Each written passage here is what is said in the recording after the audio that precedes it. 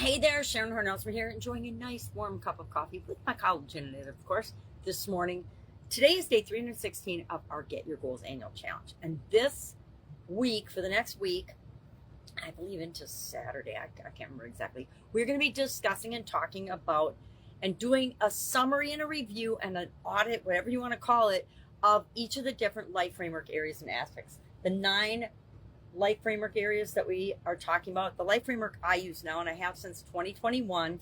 Prior to that, it was a 7-part life framework. Now it's a 9-part life framework, and it's served me pretty well for the last few years. So I'm going to continue working with it for the next couple of years, and then maybe something else will come down the pipe, or I'll have another epiphany and I'll change my mind about how I do my goals and objectives and things. But for right now, I think it's a great framework. It covers all the areas and aspects of our life, so we don't really leave anything out. This is important for all of us, but especially for me, because I learned that by ignoring my physical well-being and my mental and my spiritual well-being and struggling in certain areas and aspects of my life and focusing too much on some and not at all on others, that can actually kill you. You can not take care of yourself enough to have a sudden cardiac arrest and die. But mine didn't stick, glad to say, and happy to still be here. But it taught me so many lessons about what I should and shouldn't be doing, what I can and can do, what I will and won't say yes to now. So this month, we are focusing on and doing an overarching review of everything that we've done this year so far. Because I find it's hard to keep track of, well, what did I do in March and how am I doing with those goals? Now, I like to add and make things automatic. So I'm automatically making progress in each area and aspect of my life, whether I'm consciously paying attention to it or not. It's why I do a certain batch of affirmations every day. It's why I have a gratitude journal. It's why I listen to meditations and hypnosis, etc. Because I know that if they're in the background, they are helping me to achieve my goals and objectives on autopilot. And anything I can make automatic in my life, or a routine that serves me continually and helps me continually improve, I am all in on those things. So today we're going to look at and do a quick communication goals summary and review. And I'm going to just talk about the topics that we talked about. If you have any questions about any of these things, reach out and ask. Please ask in the comments below so other people know that they're not the only one, or you're not the only one with that question, as well as we're just going to summarize. And then our action item today and for every day this week is going to be, for each area that we're talking about, to look at, go back and look in your, I'm hoping that you've done a journal like I have for the challenge. Go back and look and say, okay, what did I apply the SOAP framework to with respect to communication in this instance, or this area of your life that we're talking about? And then what did I apply and how am I doing? What's my status with respect to applying the goal process in this area? And we just did this in August, so it's not that long ago. It might be fresh in your mind. You might be really consciously still aware of the action steps and the things that you're doing to achieve your goal in this area. Mine, for example, I'll share that at the end, what my, and did I write it down? That's going to be the big question. I think mine had to do with, yeah, here it is.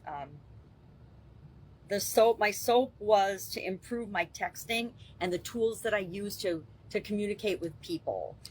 Because given my vision challenges, my personal situation, I make a whole lot of mistakes. And I know, and I still have not done it, I haven't made the leap to voice technology and just talking, because guess what? You still have to edit that. But then I have to talk and have it read it to me and hope that it's spelled right and things. So I need to find ways to make sure that was my SOAP, my improvement area.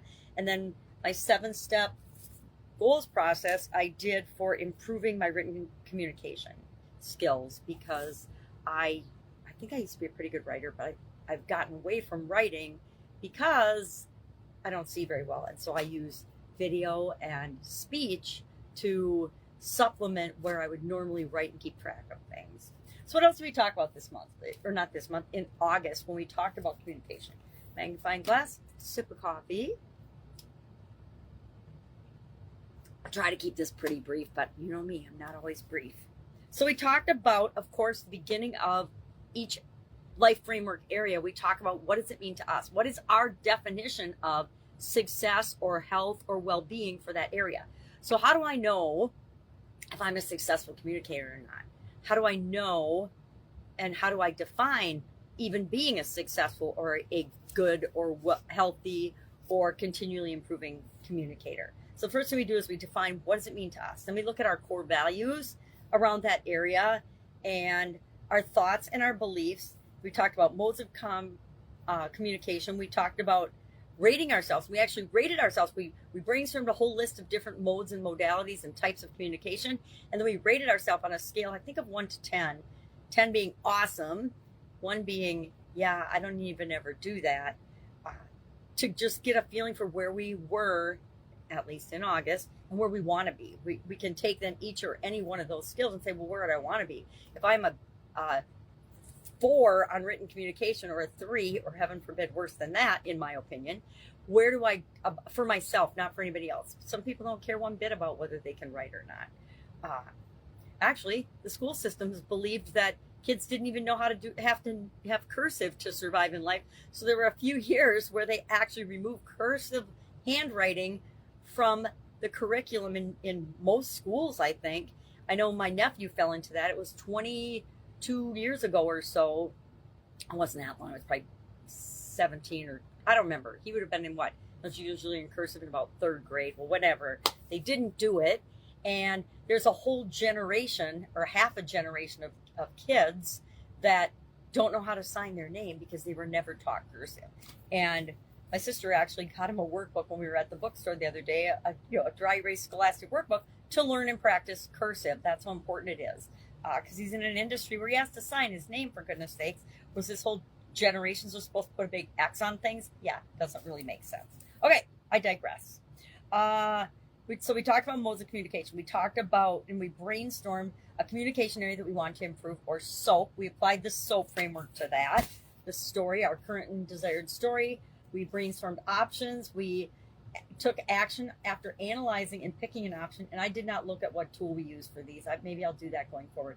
And then progress. How do we know if we're making progress or not? Then we, after doing the SOAP, we talked about comfort zone and courage. We talked about the 7 whys. 7 whys of why do we want to even have or be a communicator or a better communicator.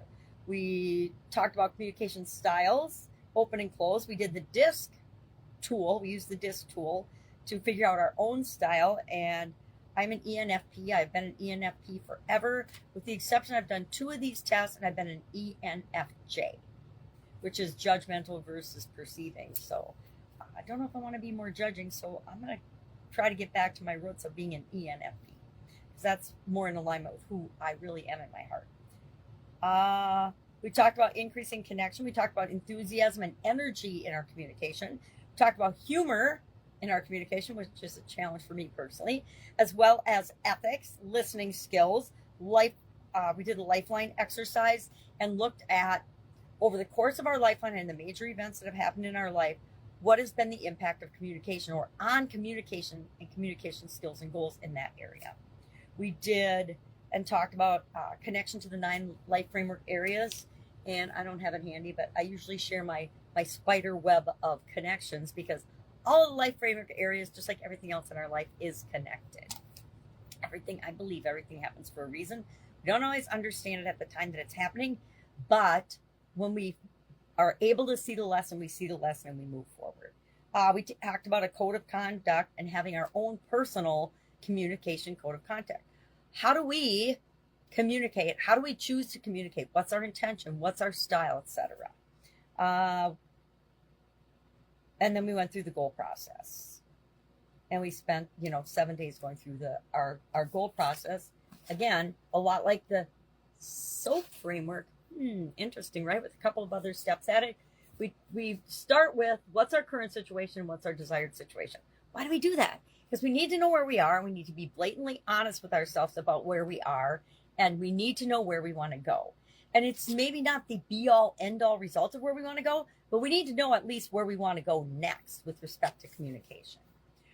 Then we apply the SMART framework, because everybody applies the SMART or SMIRT. I personally prefer the SMIRT framework, but for purposes of this challenge, we're doing the SMART framework because that's what most people do. And then remember step 3, break down to steps. Step 4, we come up with a strategy and plans to achieve our goal. Step 5, we have to say, okay, How are we going to know, again, like progress? How do we measure? How do we identify milestones so that we can measure and have checkpoints along the way to achieving our goal? 6 is what resources, I guess I changed this to ours last month, what accountability, resources, and support do we have, need, and want in order to achieve this goal and objective? And then finally, step 7, how are we going to reward ourselves? How are we going to celebrate achieving our goal? That's it. So what's our action item? Think about communication. Go back and check if you're not clear in your mind, like I wasn't, what exactly we're working on, and then check in and do a quick status update in your own little audit. Where am I at? Am I still doing the things that I said I was going to do? Is there something else that's come up in communication that I really, really, really need to address right now? And so I'm going to do that along with or instead of the goal that I set for myself. We're just doing a check-in with ourselves. Any questions? Hit me up. Of course, there's a write-up in Guide 17 of the Get Up and Go Challenge. Get Up and Go Challenge private Facebook group page. I'll learn how to say that by the end of the challenge, I'm sure. Anyway, help, ask. If you need help, ask. Otherwise, I'll be with you tomorrow. Have an awesome day and have fun with this. We're just checking back with how we're doing. It's not a big stressful thing. It's just a checking in with ourselves to see what's up and what we need to tweak if we need to tweak anything. All right, have an awesome day.